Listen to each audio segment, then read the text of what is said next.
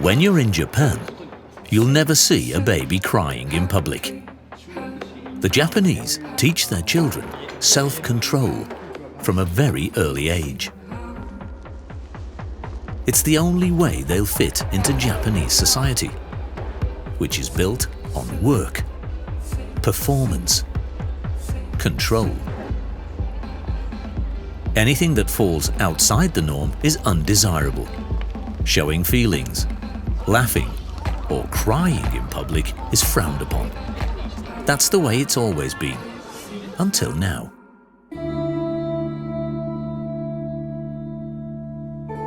What's happening here is a revolution. These Japanese people are meeting to cry. They're watching a sad movie together. It makes almost everyone in the room cry, except one.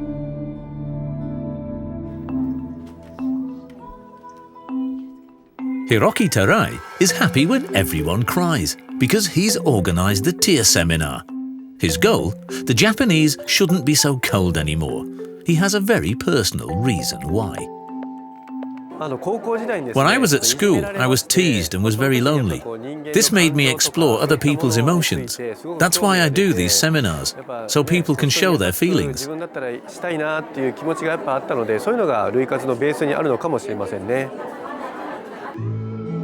Crying reduces stress. Hiroki Tarai has turned it into a business idea, the tear seminar. It takes place in a temple and is open to the public. The temple management pays him €800, but he has to deliver. How do you make people cry who think it's a weakness? I started without really knowing what I was doing and what makes people cry. With time, I found out that the relationship with parents, and especially with the mother, and animals, are things I always have to work into the story. That sounds simple, but can it work? The seminar continues with the professional actress Mr. Tarai has hired for this. She will read from a book he wrote especially for these seminars. It's full of sad stories.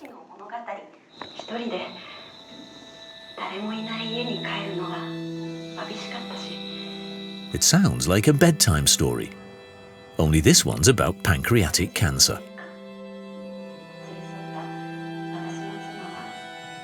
Phew, heavy stuff. But the first ones already have tears in their eyes. Mission accomplished?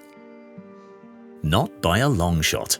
After this story, Mr. Tarai is only getting started. Next up is a story about a man who blames himself for not being nicer to his mother before her death. The next 3 films are about pets, all pretty corny, but Mr. Tarai gets all the participants to cry.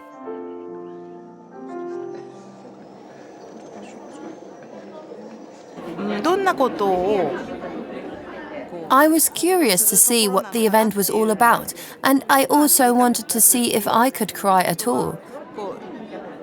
Yes, I cried a lot. Apparently, Mr. Tarai is very good at writing tearful stories, and the seminar today is just the beginning for him. His goal? Team-building seminars in companies. That's even more lucrative. At a public event like this, you cry with people you don't know.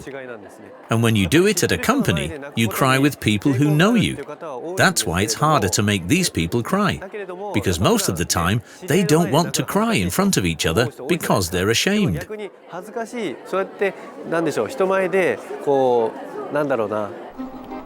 But for a company seminar, Mr. Tarai gets a salary that's 1.5 times higher than usual.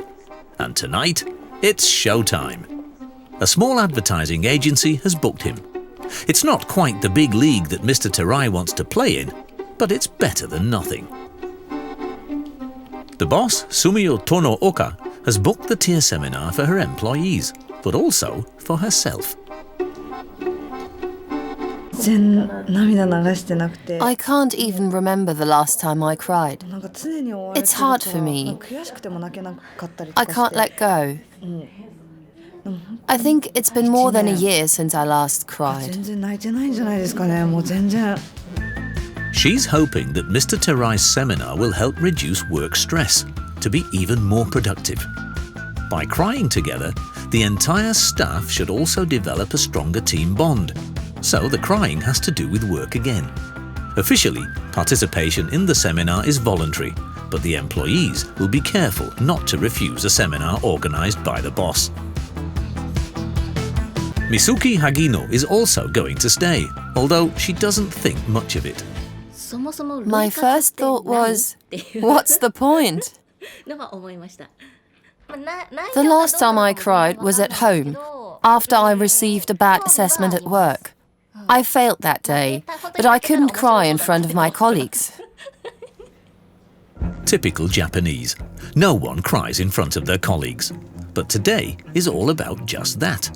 It would be terrible for Mr. Terai if someone didn't cry, because then he won't get paid.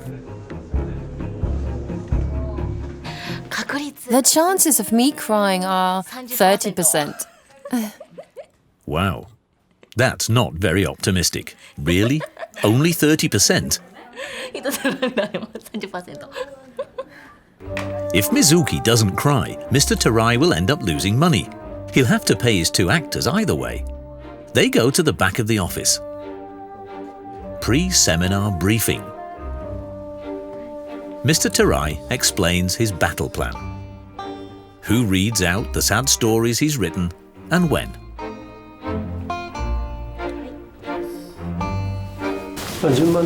What order are we doing it in? How would you like it? You best go first. Okay, is that all right with you, second reading? If you notice that a woman is crying, go to her and wipe away her tears. In addition to the tear-jerking films, he would like to have the story read out, which already worked so well with the actress in the temple. And then another one about a dead grandma and a dog. We can't leave out stories with animals, they always go down well. There's a dog in this one too. Are you confident? I'm really going to make her cry. These two go over the stories again. The actors call themselves tear sommeliers, by the way. This makes the seminar even more valuable. Mr. Terai gets actors from an agency especially for his seminars. But couldn't he also read the stories himself? It would be cheaper, wouldn't it? People want someone who looks good. They're more likely to let themselves go.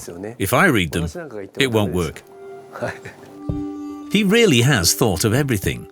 Can you cry at the push of a button in front of colleagues over kitsch? Our editor wants to try it out. The films and pictures can be understood without knowing any Japanese. I don't think I'm going to cry today because I'm in the same position as all these girls here. I'm here with my team. I can't just cry. That will be interpreted as weakness later. Such a team has to be led with a firm hand, right? Then it's time to go. It's weird knowing you're supposed to cry, but those two tear sommeliers will make sure it feels just right. It's said that for every tear shed, 1 week of stress is relieved and you stay relaxed for a week. I hope that today you can forget your surroundings and shed as many tears as you like. Let's start with the story that touched everyone in the temple. But what exactly is it about? It begins with a man who says that his wife died of cancer. But he never really took care of her because he only had his work on his mind. After the funeral, I went home with her ashes. I passed a restaurant where my wife always wanted to go with me, but all I kept telling her was, "We'll go some other time."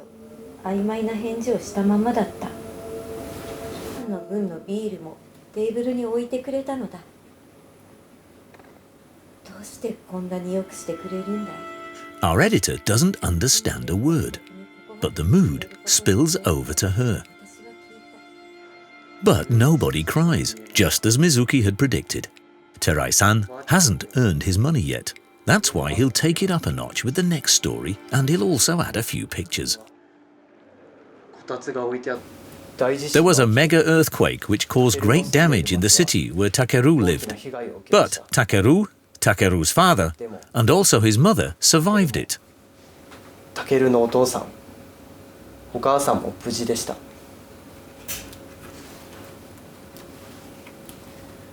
しかし、 But the grandmother, who lived by the sea, 1 hour away from the city by bus, and her little dog Polo, were swept away by the tsunami. 柴犬のポロは津波にさらわれてしまいました。 Later, Takeru gets a letter from heaven. His grandma tells him that she will always be there for him. Very childish. But it works.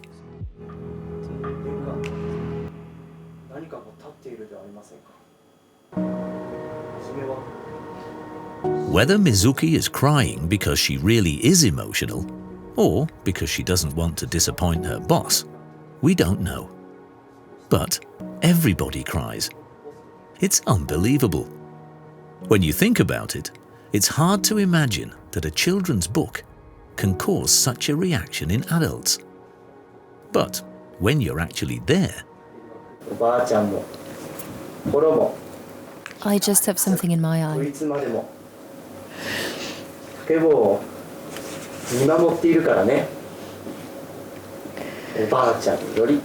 I don't understand a word, yes, but you can tell that somehow that it's the big issues that concern everyone. Lost parents, dogs, well, not dogs, but pets. And the mood here is also very extreme, very quiet, totally abashed. It starts to rub off on you.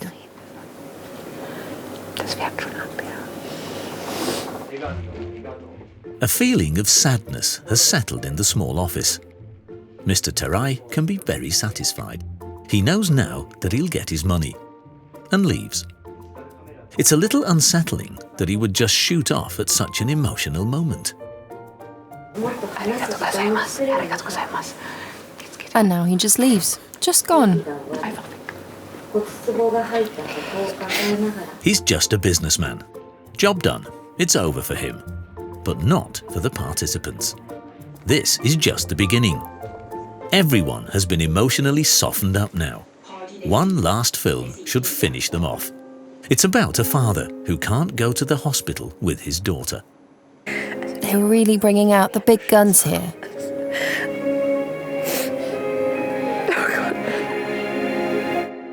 And obviously, it's successful.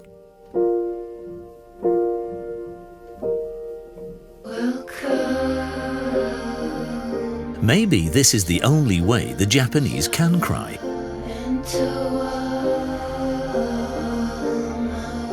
All nicely controlled as part of a ceremony. Then, it's nothing unusual for a good-looking stranger to wipe away your tears. Hiroki Terai has been running these workshops since 2013. After the seminar, the women, very Japanese, quickly recover composure. I feel relaxed, and I feel very warm in this area because I could let go of everything. I don't usually feel that way.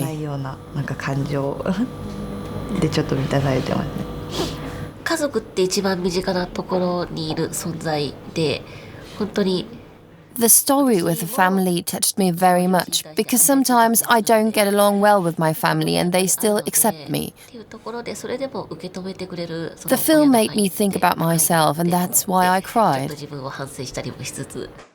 Of all the people there, the one who understood the least is the most exhausted.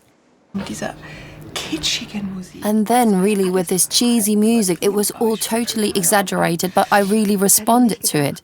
I wouldn't have thought that, but I feel relaxed now, I must say. I was a bit tense before, but it all came out. Then everyone goes home as if nothing had happened. Work's finished. Tomorrow they'll sit here again and maybe work better together. As strange as the seminar is, it works. You have to have done it to understand it. Even here in Germany, Bosses are always looking for new ways to weld a team together. Maybe one day we Germans will also all cry together in the conference room.